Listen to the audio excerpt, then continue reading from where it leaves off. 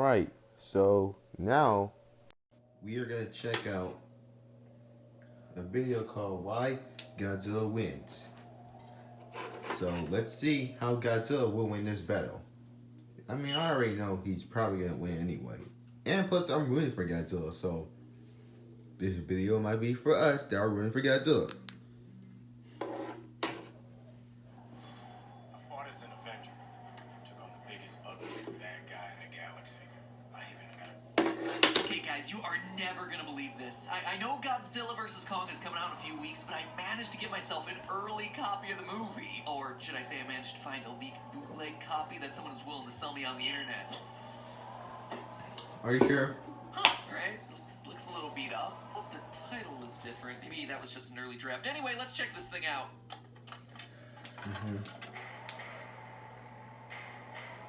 It's an odd choice. Feels a bit lo-fi, but maybe they were looking for something different. okay, drop it.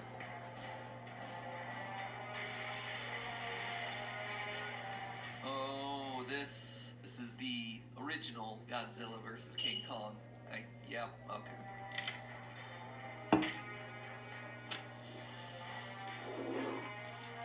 Gotta say, I don't hate it. I can't wait to eat some popcorn in the movies when I watch this film.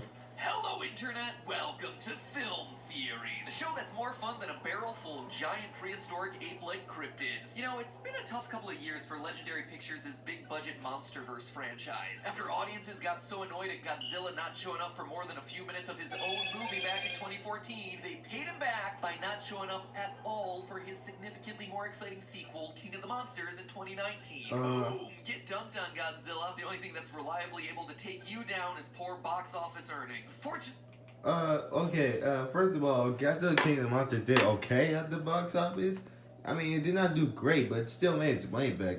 The box office for King of the Monsters was saved, and plus the Blu-ray sales and the home sales were good, were fine. Everyone knew about this film.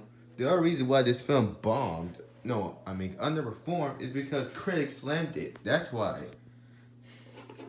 And plus, Godzilla had way more screen time than he did in the 2014 King film. I can't tell if he's joking, but if he's being serious, then you just made a big mistake, homeboy. Alright, let's keep going.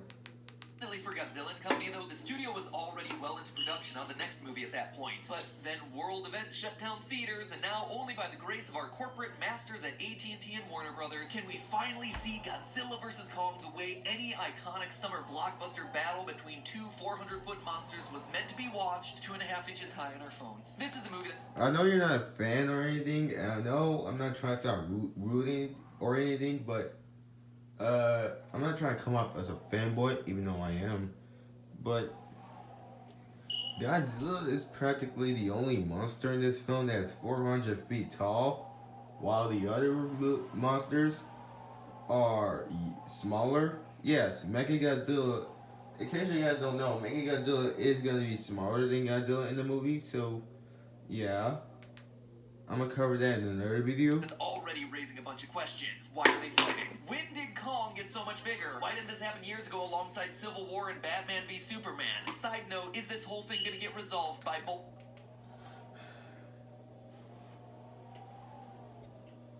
Why did this happen? Because they wanted to make the film better? Okay, I'm not trying to sound rude or anything, but I'm not really liking what he's saying so far. Both of them knowing someone named Mothra. Mothra! Why did you say that name? If anything, Godzilla will be Batman at that point, because what happened in King of the Monsters? But we all know what the big question is in these sorts of movies. Who is gonna win? Well, if you know the channel, you know that we're gonna do our darndest to answer this one early. And if you don't know the channel, consider subscribing for mind-blowing theories each and every week that'll make Subscribe to you this look smart guy. for your friends. Now then, let's start answering our question by having a look at both of our competitors. According to the MonsterVerse canon, this incarnation of Godzilla is 393 feet tall, or about 120 meters, not counting the additional 189 feet, or 57.6 meters of his tail. Yeah, he has a really huge tail. 99,634 tons, making him He just proved to y'all right there that Godzilla is much more stronger than the Pacific Rim monsters. Look at the tons of Godzilla compared to some of the Pacific Rim monsters. Yeah, I hear some people say the Pacific Rim monsters would beat Godzilla. I understand your opinion, but if you're trying to come up as a fact, then you're wrong. Questionably the largest version of Godzilla ever depicted in live action. By I know, contrast, right? Kong was only It's really 104 crazy feet tall, considering or how 35 long we meters, come. when we last saw him in Kong's Skull Island, which is pretty big, but only a fourth of Godzilla's size. However, it seems like he's gotten himself a lot bigger, considering that in the new movie's trailer, they stand next to each other on some aircraft carriers, and Kong is at Godzilla's eye level, if not even taller. Man, looking at this scene just makes me think the real winner of this battle is any boat able to float while 200,000 aircraft carriers, and Kong is at Godzilla's eye level, if not even taller. I just want to put this out real quick because I hear some people say that Kong is larger than Godzilla in Godzilla vs Kong. The heights of the monsters have been revealed. You can look it up on YouTube, but Godzilla is gonna be bigger than Kong. The heights on Godzilla vs Kong has been reviewed, and Godzilla, from what I've heard, Godzilla will be the largest monster in the film. So for those of you who are about to get salty, no need to get mad. Godzilla's still gonna be taller than Kong. Man, looking at this scene just makes me think the real winner of this battle is any boat able to float while 200,000-ton creatures do Thank not you. attack. Now, Thank knowing these you. rough The boat will statistics, we use sink. science to see which creature is going to pack a bigger punch. Analyze what Godzilla's heat ray weapon does and doesn't destroy so we can see the temperature estimate. Look at overall differences between the mammalian brain and the reptile brain to see whose strategy is going to win. Except there's one major problem with all of that. If I'm using science, well, science says that both these creatures would lose because they can't possibly exist in the first place. You know those fun-ruining laws of science that get in the way of, say, explosions in space, or sound in space, or literally everything to do with space? Giant monster movies tend to smack head first into all those fun-ruining laws of science, mainly physics problems like the square-cube law. That's the mathematical principle discovered by Galileo in 1638 that says that mass increases at a faster rate than size. Basically, as area squares, mass cubes. And this becomes a problem when you consider that the strength of a muscle or bone is roughly the function of its area, but weight is a function of volume. So let's say you double a monkey's height while keeping it the same shape. You wind up with 4 times the muscle power moving 8 times the mass. That, as you might imagine, just isn't gonna work. An organism can only scale up a certain amount before all the other forces of physics and thermodynamics cause it to collapse in on itself. Neither Kong nor Godzilla would be able to grow to their respective sizes. If they existed at that size, gravity would break their bones. If their bones were somehow strong enough, gravity would pull the flesh and organs off those bones. If their entire bodies were strong enough, they'd collapse into the earth itself, and even if you negated those issues, it is mathematically inconceivable that Kong would consume enough nutrients and water to sustain himself each and every day. So while I'd love to science my way into an answer for this one, the suspension of disbelief here is so extreme that you'd need like a wizard or a fairy or some level of literal magic to even approach working this out. Fortunately for us, that's exactly what we have. See, Thank you, thank you, thank you, thank you. Everything this guy just said is literally us arguing to the people who still still argue about realism in the Monsterverse. That would never work. First of all, these are 300 feet tall creatures. That's already out the window. And 2, Kong is holding an axe. Kong holds an axe. Yeah, they are literally almost destroyed the entire world. And 2, there are monsters living under Skull Island. And everything what he just said is literal facts. Realism does not matter. It's a giant monster film. If you add realism to that, it'll just make it boring. One thing that 2014 lacks. Oh my god. Like, I missed the series. I missed it what 2014 was trying to do. I do agree. I liked it what 2014 was trying to do, but at the same time, the movie had problems. Alright, let's keep going.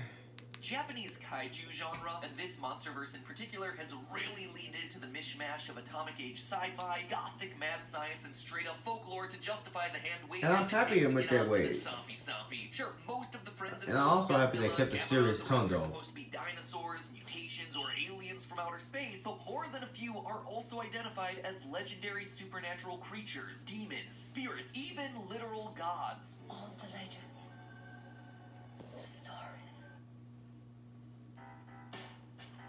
What he basically just said was, uh, Power of helping hands. some of these monsters can be viewed as gods. They're true.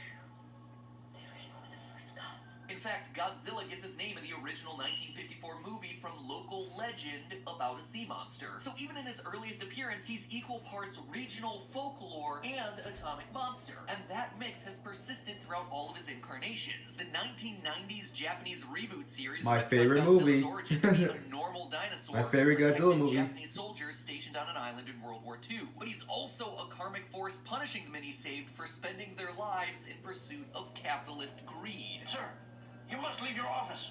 It's in your way. Yes, I know that. I nearly died on Lagos Island, along with my entire garrison. But the dinosaur saved us all. And all of that prosperity I built is now being destroyed by the same dinosaur at this moment. And there's nothing I can do about it. Very ironic, don't you think?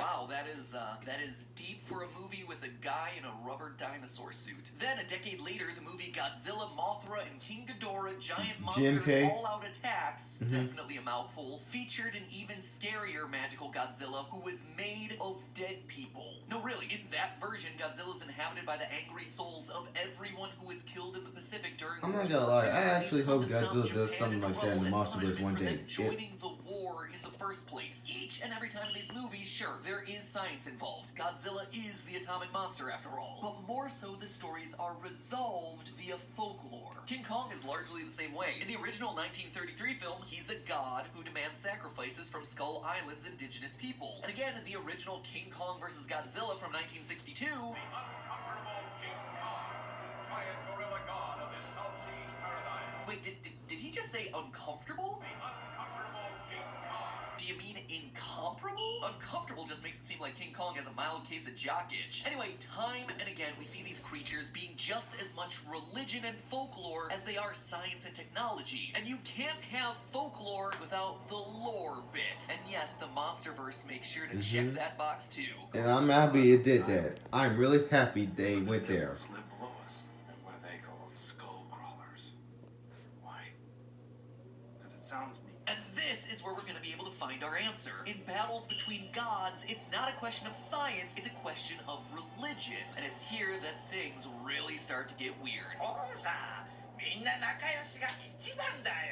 Alright, maybe not that weird. You see, Godzilla King of Monsters reveals that the Monster vs. Godzilla origin is tied very strongly to what's called a singular proto-civilization theory. Basically the idea that prior to all of known history, there was an advanced human civilization with a shared language and culture that fell somehow, and whose scattered population subsequently founded all the different human societies that come later. These are your classic legends like Atlantis and the Tower of Babel. And the theory is meant to explain how societies that never met somehow have weird similarities, like why all the old-timey cultures were so into building pyramids, why the same monsters exist in the mythology of all corners of the earth, and why every culture somehow inexplicably Man, I can't wait for this movie. I love the mythology of the MonsterVerse. Now, I really no love legitimate it. historian really takes this theory seriously, but it's treated as real in this latest incarnation of the MonsterVerse. And one of the hallmarks of this theory is that many ancient religions have a common theme of the new gods sweeping in to overthrow the old and ugly false gods that came before, like Zeus and the Olympians defeating the Titans, or the Viking gods against the frost giants. In fact, even some ancient versions of the book of Genesis describe Noah's flood as happening to destroy half-human, half-angel giants called Nephilim, who tried to usurp the Hebrew god. These proto-civilization ideas also tend to come bundled with hollow earth theories, in which the old gods or losing civilization is They're then gonna forced discover to the hollow retreat earth. underground. Now, in the movies, the character Dr. Searzawa has a film theory of his own based on all of this. It's not just a cute nickname. Godzilla and all his big buddies are literally the Titans, as in the original true gods of this fallen proto-civilization. And since he is a very serious scientist with a very, very silly theory in a Godzilla movie, he turns out to be exactly right. These are not monsters. They are animals rising to reclaim a world that was once theirs. But wait, if if Godzilla is a titan, and titans are the old gods who Right. generally lose and get driven underground in all the creation myths, and Kong is also a god by his people, and he lives on the surface, and his main, possibly only job on Skull Island was beating up lizards that come up from the underground. One thing I never understand though is one thing I know this is a little off topic, but I like how they're calling Godzilla a king while they're calling King Kong a god, even though they both have opposites in their names. Godzilla, king of the monsters. King Kong, god, the god of Skull Island. Why can't Godzilla be the god while King Kong be the king? You know what I mean? I mean, Godzilla will be king of all kings because what's a king to a god? Like they all say. That Godzilla vs. Kong isn't just a title fight, it's a rematch. And the movie seems to back this up. The first post-credit scene in King of the Monsters implies... So yeah, everything what he's saying right now is what I'm about to say right now. If you think this is just gonna be a cash grab, just get out of here, okay? Get your take your critically MCU crap somewhere else. Get out of here with your cash grab mouth talk. I can't even say nothing right now. Get out of here with all that talk, okay? If you think this is gonna be trash, please leave. Nobody has time for this. Everyone is hyped AF for this film. All you're doing is annoying yourself and annoying others that are actually hyped for this film. So if you're just gonna call this film a cash grab, please just leave. Just get out of here. They do it. And also, if you're gonna call this a cash grab, just watch the previous films. You'll tell that it's not a cash grab. They did this for a reason. They set it up. They went deeper into the lore of the MonsterVerse, which is one thing what I love about the MonsterVerse. that this fight has happened before, and the trailer for the new movie features a lot of talk about a war in the past tense. The myths are real. There was a war. Given everything that we just talked about, we know who won the battle the first time. Kong. He's the one on the surface. He's the one retrieving his former battle axe. In short, he has beaten Godzilla before. So Godzilla is coming into this thing with a loss already on the board. Does that thereby mean that Kong's the favorite to win? Well, yeah, actually. It fits with the mythology, and it fits narratively given the fact that Godzilla just had a massive victory in King of the Monsters. He is due for a loss. But I think our biggest proof for what's actually going to happen in this movie comes from the original King Kong vs. Godzilla from back in 1962. You see, yeah, I hope they do some callbacks in this film. If they really don't do callbacks, I'm gonna flip out, because Kong Skull Island did callbacks, Godzilla 2013 did callbacks, King of the Monsters for sure did callbacks. You can easily tell. But I just hope this film does some callbacks. hey friends, it's easy to overlook amidst all the urban destruction, but these sorts of crossover movies are like the hype house of cinema. You get a bunch of loud monsters together for a collab so that they can all get more popular. And this was true in that for... I actually hope Gamera shows up in the MonsterVerse, because he's a popular monster too. Maybe they could do a movie where he's like some hidden monster that nobody knows about, but yet the people that are in there discover him. Then he just comes out and tries to fight a monster. Let's just say he fights Godzilla and Godzilla surprisingly lose. Maybe Godzilla would win that fight, but I don't know that much about Gamera, but I know he's a popular... I didn't see two of his movies, and that's it. But I know he's a popular monster. He's probably just right down there. He's probably number third after King Kong. It's probably like this Godzilla, King Kong, and Gamera. So I hope he shows up. First movie. Back in 1962, Kong was the much more well-known and popular monster. Godzilla had only appeared in 2 movies before that, and number 2 hadn't been nearly as well received as the first. In fact, King Kong vs. Godzilla only happened because a super shady Hollywood producer borrowed an incomplete production concept called King Kong vs. Frankenstein, and then ran off to Japan to produce a different, unapproved version using Godzilla instead of Frank. By the time the studios back in the US who actually owned Kong caught wind of this and took him back, King Kong vs. Godzilla was already a gigantic worldwide hit, and Godzilla had become a household name, with the company Toho cranking out Godzilla sequels and has never really stopped since. But in the movie... So, you're telling me, from what I just heard, is that because of Frankenstein, I would not become If it weren't for Frankenstein, I would not become a Godzilla fan. So yeah, just because of that reason, before this movie comes out, right after I get done watching the previous films, I'm gonna watch Frankenstein. Frankenstein. Neither one actually loses. Godzilla kinda loses because he disappears and Kong is the one seen swimming off into the sunset, but neither And because Kong has the electricity powers. one is officially a loser here. And you see, friends, that is where this whole thing starts coming together. You see, the real win for the studio here isn't about who wins, it's that neither monster loses. Oh my god. Hi, athlete. I'm your iFit coach for today. Let's go and do it. Bring it down. Keep going. 3, 2, 1. This is interactive personal training in your home. Alright. Losing implies that one fan base is right and one fan base is wrong. One set of merch is cooler than the other. One franchise continues on successfully while the other kinda dies because it lost in the last one. And the way you avoid that situation is to split the difference. You introduce a third-party villain so the warring factions can team up, or just render... Wait a minute, so that's why they always team up in these versus films? So that way both monsters, both franchises of that movie can continue being successful instead of just people hating on one? That's the reason? Oh. Okay.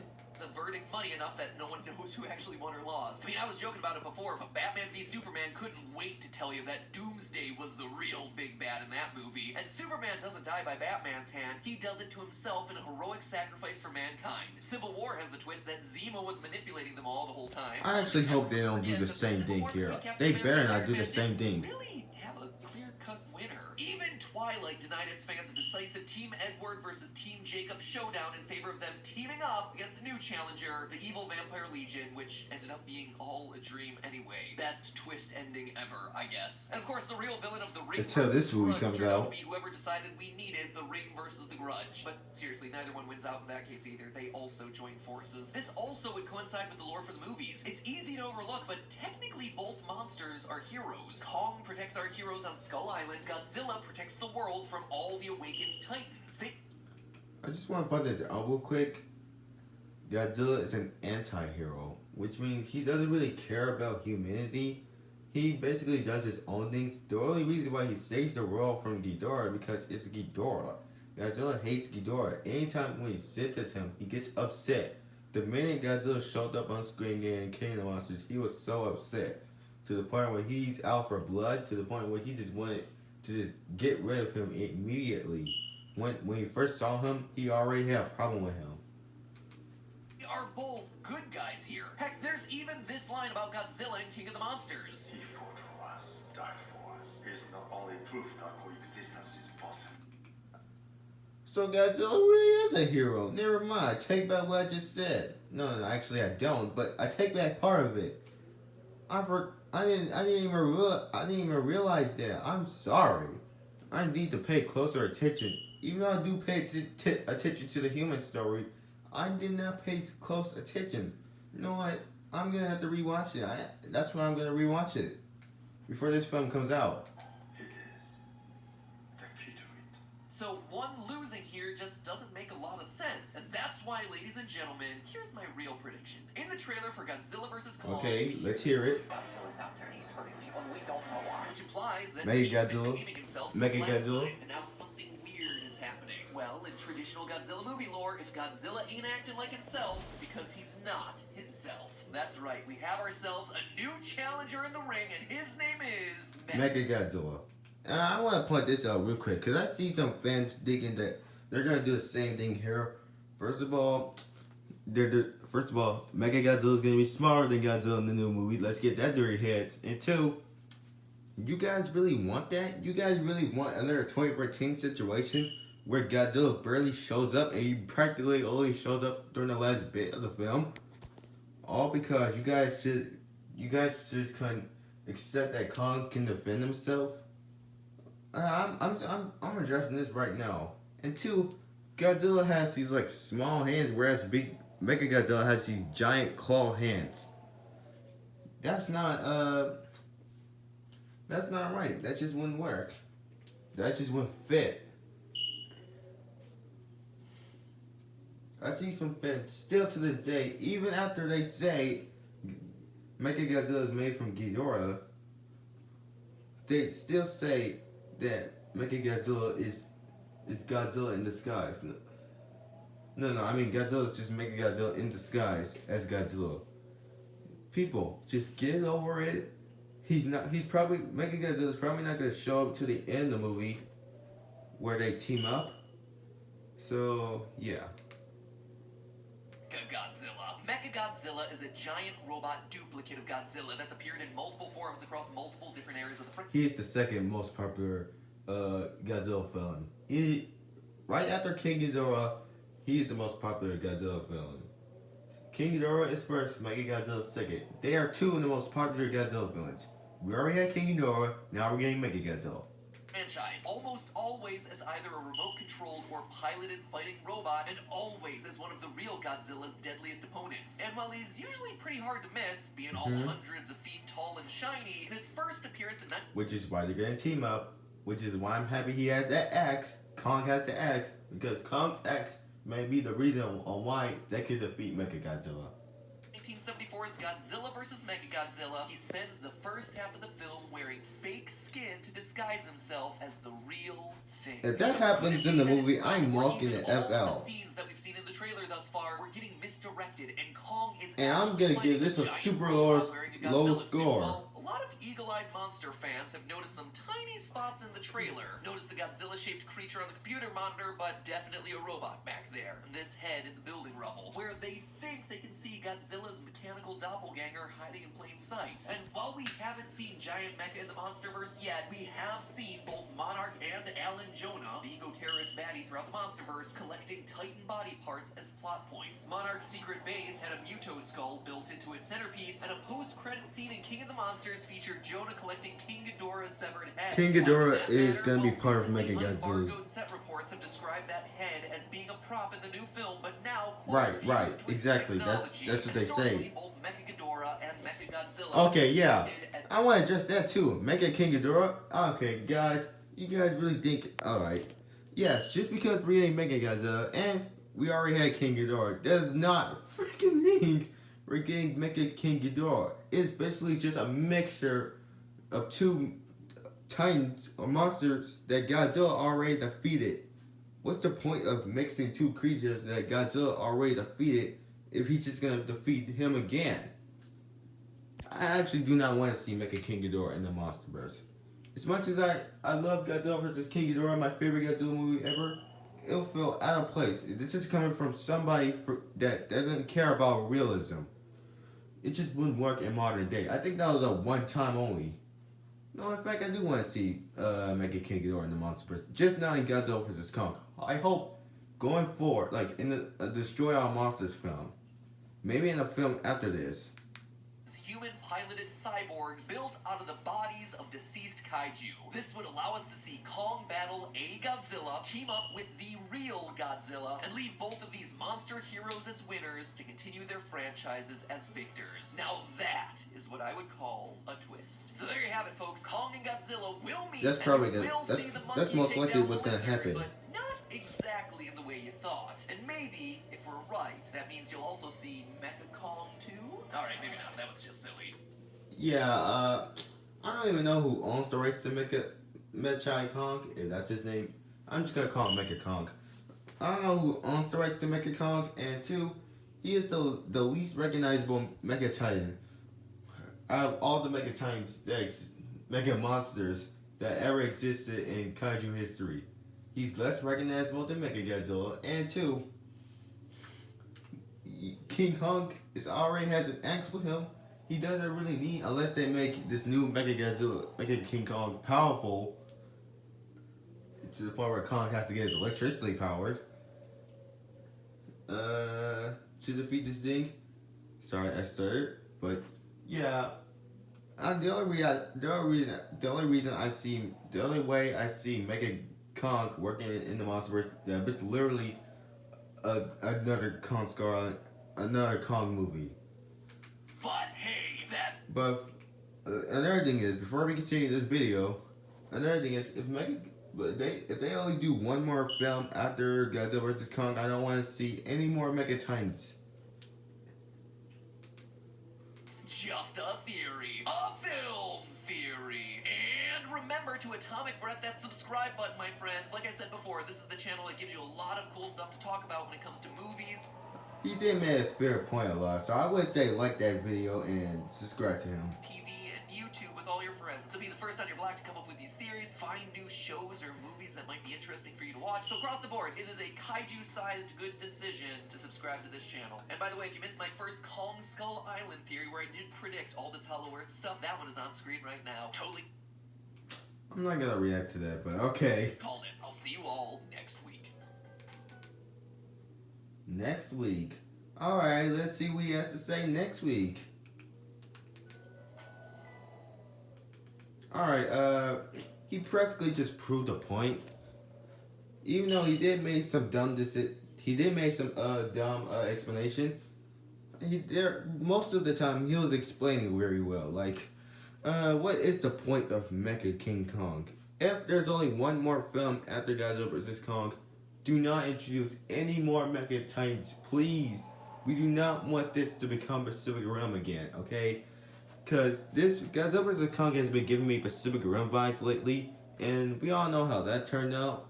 Well, the first one was good, but the second one was horrible.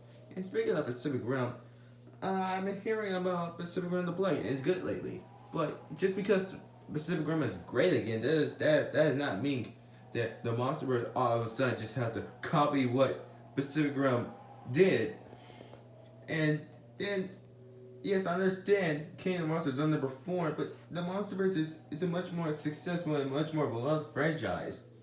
So yeah, if there's only 5 movies in the MonsterVerse, I only introduce one Mega Titan, and that is Mega Godzilla. And I'll only introduce one more Toho creature after Mega Godzilla. And that is, we all know, Destroyer. If you're up to me, if there's only 5 films in the MonsterVerse, if you're up to me, I'll only introduce the only Toho kaijus I'll put in the MonsterVerse is Godzilla, Rodan, Mothra, King Ghidorah, Mega Godzilla, and Destroyer. The only Mega Titan I would put in the MonsterVerse is Mega Godzilla. And I will add his electricity powers back in the next film if he doesn't return in this film. Anyway, that's all I gotta say right now. So yeah, I'm out.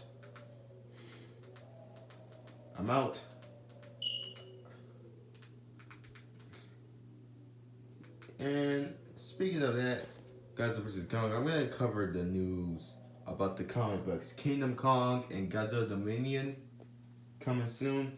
So yeah, I'm gonna react to those. I'm gonna review those. So thank you very much for watching. I'll talk to you Goji fans later. I'm out.